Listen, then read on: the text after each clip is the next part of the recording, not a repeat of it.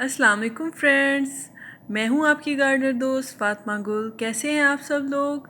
उम्मीद है आप सब लोग खैर खैरियत से होंगे और अपनी ज़िंदगी की छोटी छोटी खुशियों को खूब अच्छे से एंजॉय कर रहे होंगे। मेरी आज की वीडियो है क्रोटोन प्लांट के बारे में। क्रोटोन एक बहुत ही खूबसूरत और एग्जॉटिक प्लांट है। ये एक ट्रॉपिकल प्लांट है और इसका साइंटिफिक नेम है कोडियम वेरीगेटम। इसकी जो दो पॉपुलर वैरायटीज़ हैं उसमें एक कोडियम वेरीगेटम है और एक है कोडियम पेट्रा। ये इंडोनेशिया, मलेशिया और ऑस्ट्रेलिया का ट्रॉपिकल प्लांट है। आजकल तो इसे पूरी दुनिया में ही ग्रो किया जाता है। इसकी खूबसूरती, इसकी दिल मोह लेने वाली खूबसूरती की वजह से। ये देखिए, ये डिफरेंट कलर्स और डिफरेंट शेप्स के इसके लीव्स होते हैं। स्पेशली ये येलो और रेडिश और ब्राउन कलर्स में आता है। बहुत ही खूबसूरत और बहुत ही ब्यूटीफुल प्लांट है ये एक सदाबहार पौधा है जिसके लीव्स बहुत कलरफुल होते हैं और ये एक आउटडोर प्लांट है। इसको इंडोर इसलिए नहीं ग्रो किया जा सकता क्योंकि इसको बहुत ज़्यादा ह्यूमिडिटी और बहुत ज़्यादा डायरेक्ट सनलाइट की ज़रूरत होती है, इसलिए आप इसको इंडोर नहीं ग्रो कर सकते हैं। तो और मुझे आपको इसके मुतालिक और कुछ बताने से पहले मैं आपको ये बता दूं कि ये एक बहुत टॉक्सिक प्लांट है। यानी ये एक बहुत जहरीला पौधा है और इसके इसके तमाम ही हिस्से जो है ना, पत्तों से लेके स्टेम और लीव्स, सीड्स और बार्क, ये सारी ही इसकी बहुत जहरीली होती हैं और कार्सिनोजेनिक भी हो सकती हैं। इसके अलावा हाईली परगेटिव भी होती हैं। तो बच्चों और पेट्स से इसको ज़रा दूर ही रखिए। अगर इसको ज़मीन में लगाया जाए तो ये 10 से 12 फीट बड़ा हो जाता है, ग्रो कर जाता है। और अगर इसको आप पॉट में लगाएंगे तो पॉट में इसकी ग्रोथ 3 या 4 फीट तक होगी। आइए अब हम इसकी ग्रोथ के बारे में बात करते हैं कि ये पौधा किस मौसम में अच्छा ग्रो करता है। तो ये वैसे पेरिनियल प्लांट है, सारा साल ही चलता है ये पौधा, लेकिन गर्मियों में, स्प्रिंग में और रेनी सीजन में ये बहुत अच्छा ग्रो करता है। विंटर में इसकी ग्रोथ थोड़ी कम हो जाती है। शदीद सर्दी के मौसम में जब बहुत ज़्यादा धुंध पड़ रही होती है, कोहरा पड़ रहा होता है, तो इसकी वजह से इसकी ग्रोथ बहुत ज़्यादा कम हो जाती है। और ये डिफरेंट कलर्स और वैरायटीज़ में आता है। इसको हैवी वाटरिंग, इस प्लांट को हैवी वाटरिंग की ज़रूरत होती है। बहुत ज़्यादा ये मिस्टी और हैवी वाटरिंग इसको रिक्वायर्ड होती है। तो आप इसको जो है ना, पानी का इसका ये पानी के बारे में बहुत टची पौधा है। इसको पानी का आप इसका बहुत ज़्यादा ख्याल रखिएगा। पानी इसको वक्त पर दें और दिन में 2 दफ़ा तो कम से कम गर्मियों में ज़रूर दें। अगर इसको पानी की कमी हो जाए ना तो इसके लीव्स इस तरह से जो है ना नीचे की तरफ मुड़ना शुरू हो जाते हैं और मुरझा जाता है ये पौधा। लेकिन इस बात का ख्याल रखिए कि ओवर वाटरिंग भी ना हो इस प्लांट को। अगर आप पानी बहुत ज़्यादा दे देंगे तो रूट रॉट हो जाएंगी, पौधा यानी कि रूट जल जाएंगी और इसका ये पौधा ग्रो नहीं कर पाएगा।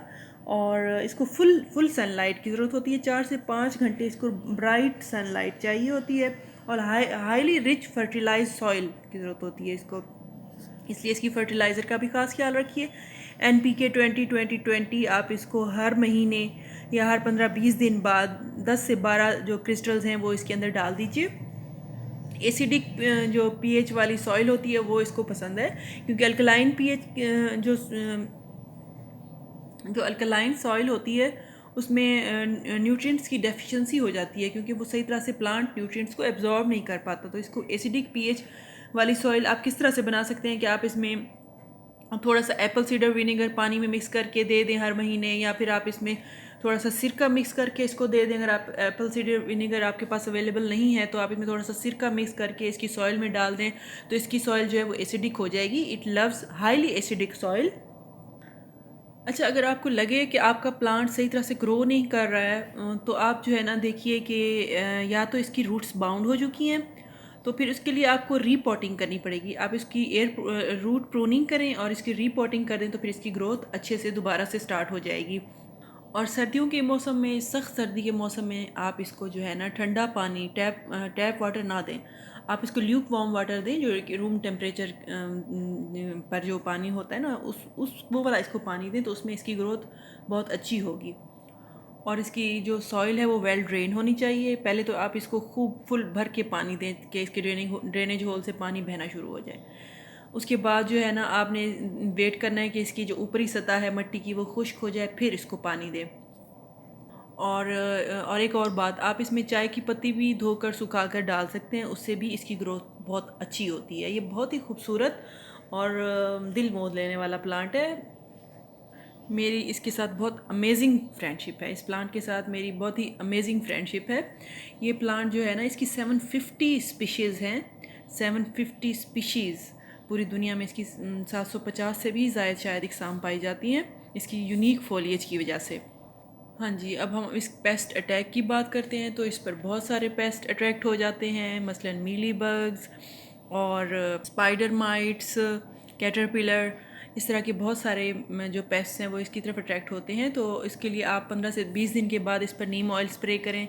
और स्पाइडर माइट्स वगैरह हैं तो उसको आप सोपी वाटर से जो है ना वॉश कर लें इसके लीव्स को, तो उससे भी काफ़ी इस प्लांट की बचत हो जाती है।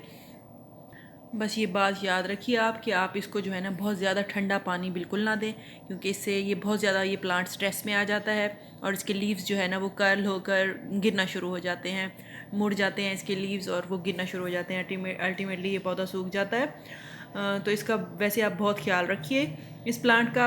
अदरवाइज़ ये जो है ना सारा साल चलने वाला प्लांट है। ये थी जी मुकम्मल मालूमात मेरे क्रोटोन प्लांट के मुतालिक। अब मैं आपसे रिक्वेस्ट करूँगी कि अगर आपको मेरी वीडियो अच्छी लगी हो तो आप प्लीज़ इसको लाइक कीजिए। अगर कोई क्वेश्चन हो रिगार्डिंग गार्डनिंग तो आप नीचे दिए गए कमेंट सेक्शन में मुझसे कमेंट करके पूछ सकते हैं। इस वीडियो को शेयर कीजिए और मेरे चैनल को सब्सक्राइब कीजिए। Thank you so much. Fee Aman Allah.